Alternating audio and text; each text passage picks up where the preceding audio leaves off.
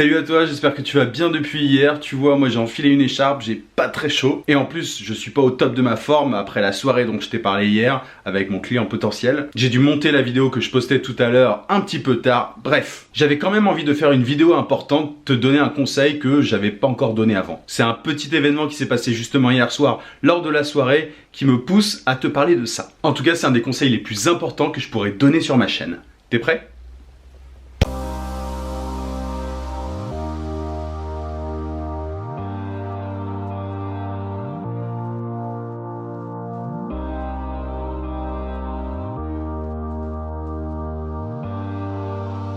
Alors pour commencer, je vais te raconter un petit peu ce qui s'est passé hier lors de la soirée. Tu le sais peut-être si tu as regardé ma vidéo hier, j'étais donc à une soirée pour un client potentiel. C'était une soirée dans un grand hôtel parisien et j'étais un petit peu là pour nouer le contact, pour établir un premier lien. Durant cette soirée, il y avait un photographe indépendant aussi, donc freelance, qui travaillait régulièrement avec mon client potentiel. À un moment, on s'est mis à discuter tranquillement, voilà, de un peu tout et rien. Et à un moment, voilà, on parlait de ce qu'on faisait tous les deux. Je sais plus exactement ce qu'il m'a dit à ce moment-là, mais il m'a fait comprendre que voilà, lui aussi, il travaillait des fois un peu sur les réseaux sociaux pour ses clients, même s'il était photographe. Et là, je lui ai dit quelque chose comme le métier de social media manager ou de community manager et photographe, c'est pas vraiment la même chose. Et là, tu sais ce qu'il m'a répondu ? Si, moi je fais un métier de service. Alors là, je t'avoue que j'étais un petit peu sur le cul, si je peux me permettre. C'était un petit peu comme si ce photographe me disait un dentiste et un psychologue, c'est la même chose. Donc au début, ma réaction, c'était un petit peu... Je crois qu'on me l'avait jamais fait ce coup-là avant. J'ai rien contre ce photographe, mais je peux te dire d'emblée que voilà, le fait qu'il se place comme un polyvalent fait qu'il doit facturer pas très cher et il doit pas mal galérer. Pourquoi je dis ça et où je veux en venir ? C'est très très simple. Je vais résumer cette vidéo en une phrase. Quand tu es freelance, tu dois te spécialiser. Tu dois te spécialiser. Je le répète parce que il y en a pas assez qui le font. Que tu sois graphiste, développeur, social media manager, photographe, etc., etc. Il faut absolument que tu te spécialises. C'est sûrement un des conseils les plus importants qu'on puisse te donner quand tu es freelance. Pour retourner aux exemples en tout genre, un médecin généraliste, ça n'est pas un dentiste. Est-ce que toi, tu laisserais tes dents entre les mains d'un médecin généraliste ?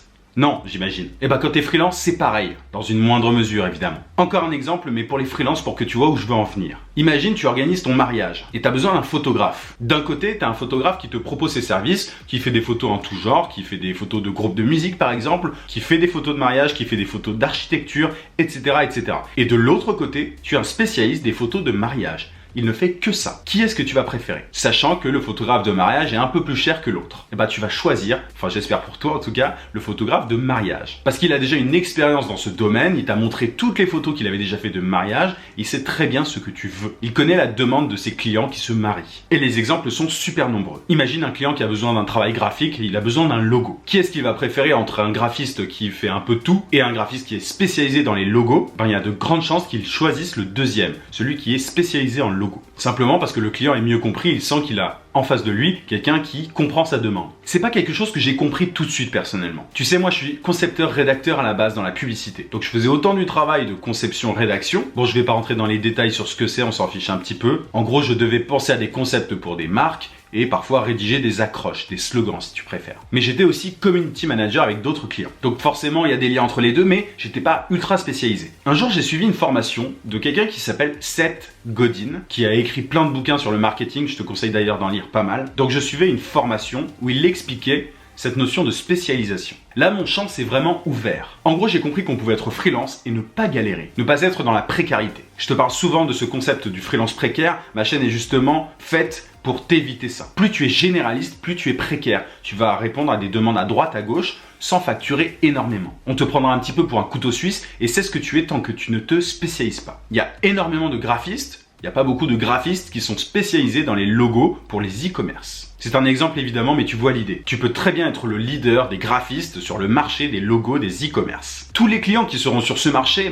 ils verront en toi une certaine autorité. Parce qu'il n'y en a pas 10 000 des comme toi, et si tu en as fait plein des logos d'e-commerce, tu sais ce que tu fais. Et du coup, les clients sont prêts à payer plus qu'un généraliste. Tous les freelances peuvent se spécialiser. Ne crois pas que tu es un cas à part. Un coach sportif peut très bien se spécialiser. Avoir un certain type de clientèle, par exemple. Il n'y a pas très longtemps, je parlais avec Jesse, un des abonnés à ma chaîne. Salut Jesse si tu regardes cette vidéo. Et il avait une super idée, c'était de se spécialiser dans le coaching pour un type de clientèle très précis. liées au monde des affaires. Je vais pas tout balancer, Jessie, parce que je sais pas si tu avais vraiment envie que je le fasse, mais voilà. Donc même un coach sportif peut se spécialiser. Moi, c'est aussi ce que j'ai fait. Alors comment faire pour se spécialiser? Évidemment, tout le monde ne peut pas se spécialiser dès le début. Au début, tu vas avoir des clients un petit peu divers et tu dois pas dire non. Prends tout ce que tu peux. Au début, je te conseille vraiment de tout prendre, de travailler pour un max de monde. De 1, ça te fera de l'expérience et de 2, tu comprendras ce que tu aimes faire le plus. Et donc, tu pourras te spécialiser éventuellement dans ce domaine qui te plaît. Une fois que tu auras compris dans quel domaine tu veux te spécialiser, il faut que tu accumules les expériences dans ce domaine précis. Quand tu as une expérience dans ce domaine, il faut que tu en aies une deuxième.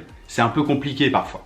Par contre, quand tu as 2 expériences dans un domaine précis, c'est plus facile d'en avoir une troisième, et ainsi de suite. Tu vois que tu as ton autorité qui se construit peu à peu. Moi, je me suis spécialisé vraiment en fonction des expériences que j'ai eues au fur et à mesure. J'ai compris ce qui me plaisait, et du coup, je me suis spécialisé là-dedans. Mais tu me l'aurais dit il y a 8 mois, j'aurais pas du tout anticipé ça. Quand tu es freelance, tu es confronté à la demande du marché. C'est très facile d'être théorique et de se dire, bon, moi, je vais me spécialiser là-dedans, etc.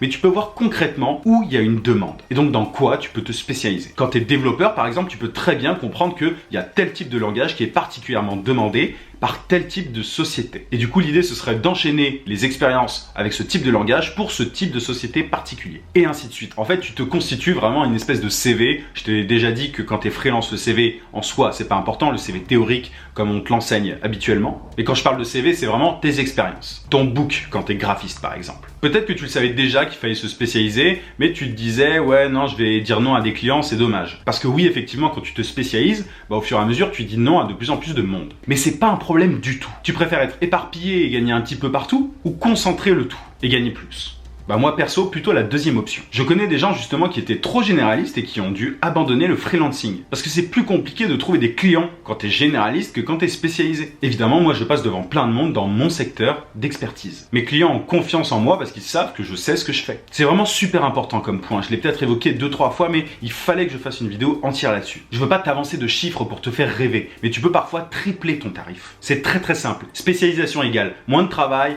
et plus d'argent. Alors pourquoi moins de travail? Simplement parce que si tu factures plus, tu as besoin de moins de clients. Quand tu es généraliste, il faut que tu dises oui à absolument tout. Moi, je te l'ai déjà dit, je refuse plein de trucs. Souvent, ça étonne les gens. Ils se disent, ah bon, un freelance qui refuse un travail? Eh ben ouais, parce que je suis dans cette position où voilà, les clients ont envie de travailler avec moi, les clients de mon secteur. Donc par exemple, en termes de ratio d'emails envoyés et de réponses, c'est bien plus élevé que si j'étais généraliste. En tout cas, qui dit moins de travail, plus d'argent, dit plus de temps pour toi. Si tu deviens indépendant, c'est pas pour passer ton temps à travailler encore plus que quand t'es salarié. Et ça, il y en a beaucoup qui l'oublient. Moi, quand j'ai voulu devenir freelance, c'était aussi en grande partie pour avoir du temps pour moi, pour ne pas penser tout le temps au travail. Tu vois, moi par exemple, je travaille la plupart du temps le matin et l'après-midi pas trop. Je peux passer du temps sur mes passions par exemple. Et la spécialisation, c'est vraiment la clé pour ça. Les plateformes de freelance, je t'en ai déjà parlé hier, mais c'est pas grave, on va continuer. Les plateformes de freelance, elles t'incitent un petit peu à accepter tous les types de missions. C'est vraiment l'antithèse de ce que je te décris moi. Mais comment est-ce qu'un généraliste pourrait comprendre une demande très particulière, très pointue? C'est quasiment impossible parce qu'il a même pas le temps de se former. Il travaille.